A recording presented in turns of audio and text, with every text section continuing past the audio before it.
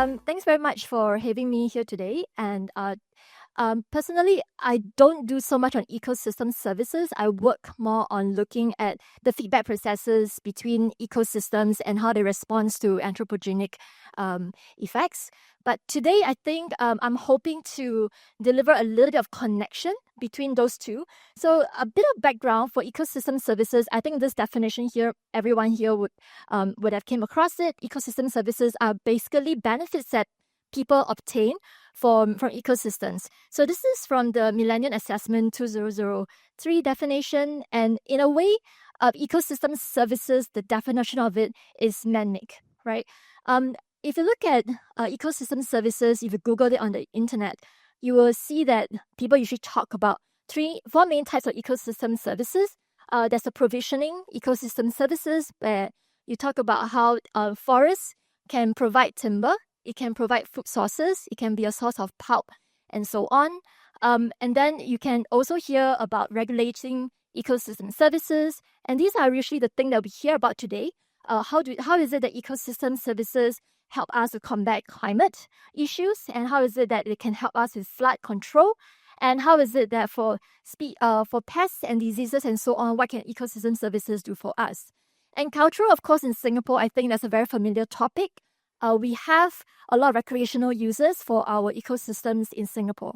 Now, this part in the center here is actually, I highlight this too, because the definition for ecosystem services has changed over the years, recognizing that there are supportive ecosystem services like primary productivity, nutrient cycling, water cycling, and soil formation that are very important, and they underlies all the other ecosystem services. Now, today, I want to bring a little bit of connection between the two, and how is it that we want to pay attention to how climate change is affecting some of the supporting ecosystem services by the forest, and how is it that it's affecting how the quality of ecosystem services that's being provided to us. Okay, so this is just a quick history. For those of you who are familiar with Singapore, we have lost a lot of our forests since the 1800s.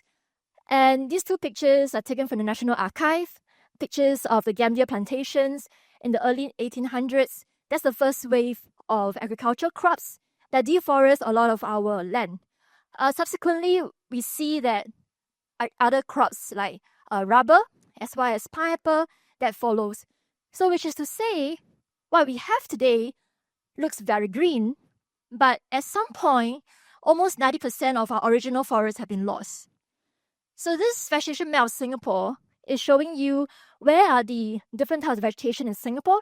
And in the center, the part that is the darkest green, that's showing you the old primary forest as well as the secondary forest.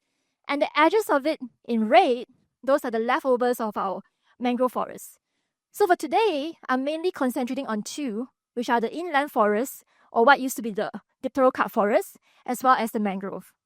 Now, the table over here will show you that these two forest types actually are now making up a very, very small percentage of our land.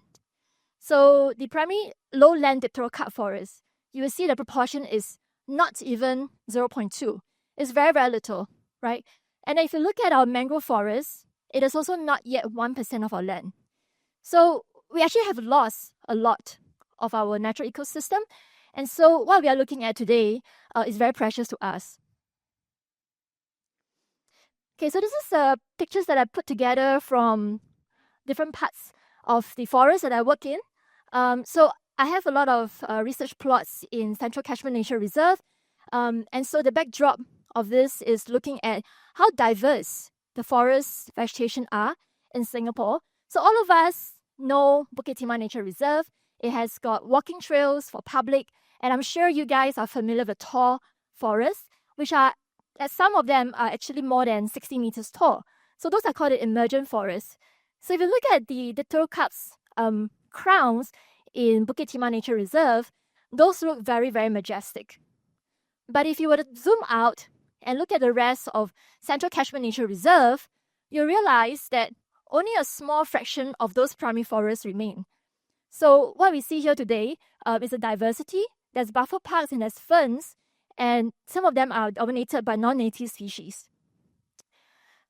Okay, so carbon is the one thing that people are very immediately concerned about, because we are talking about carbon dioxide in the atmosphere, and we are very concerned about how much of those are actually stored in our forests. So over here, I've taken some of the work that's done by other researchers over the years, and here you can see Bukit Timah Nature Reserve in the 1950s National Archive photo. Is an aerial view. So research has been done in the forest geoplot, looking at how much of the above ground biomass exists, as well as the below ground. So we always think about forest as the above ground, but let's not forget that below ground is also very, very important. So if you look at this, you can see that primary forest in Bukit Timah, which is the green color triangle, it has about equal amount of carbon above ground as well as below ground. Looking at the secondary forest in the Bukit Timah Nature Reserve, as well as secondary forest is regenerating from abandoned plantations, you can see that the numbers dropped. Okay, so the below ground is nearing almost at the primary forest, but the above ground is quite low. And then if you look to mangrove, and this is work that's done by Danfries, looking at mangrove ecosystem, below ground is super important, because that's where about 300 of the megagram of carbon per hectare is actually stored. So when we restore ecosystem, we really need to look at both above ground and below ground. Okay, so I'm going to switch from carbon to water. Now, there's a very strong climatic control between tropical rainforest and the climate. And I think this is something that people might not intuitively realize as we focus a lot on carbon. And over here is a very simplified diagram that shows that not only is tropical rainforest important for carbon storage, it is also important for evaporative cooling. So this is the satellite view of Singapore in terms of temperatures, and then you can see that where it is lowest in temperature is the nature reserve, where the density of trees is highest, and this is attributed in large to the evapotranspiration that's happening between the trees and evaporation of the water going out to the atmosphere. So the number of leaves matters, and the number of leaves in the rainforest is very high. Okay, so this diagram here basically shows you that without the trees, you're going to lose and have a lot of heat flux going out. But with the trees over there, you're going to have evaporative cooling. Bringing you to the Amazon, this is something that scientists have been talking about, and modeling has shown that unfortunately, the Amazon is at risk of having dieback. What does this mean? It means that as temperature goes up, and we're talking about maybe a more than 3 degrees Celsius in temperature, we might start to see the forest dying. Okay? And the relationship between the forest and the climate is that if you start to have more deforestation, evapotranspiration starts to decrease, and then you'll start to have less incoming moisture in the atmosphere, which means less precipitation, less rainfall going into the soil, and higher mortality of the trees. And this is a reinforcing feedback loop. And what we know today is that in the Brazil part of the Amazon, unfortunately, with deforestation, this is already happening.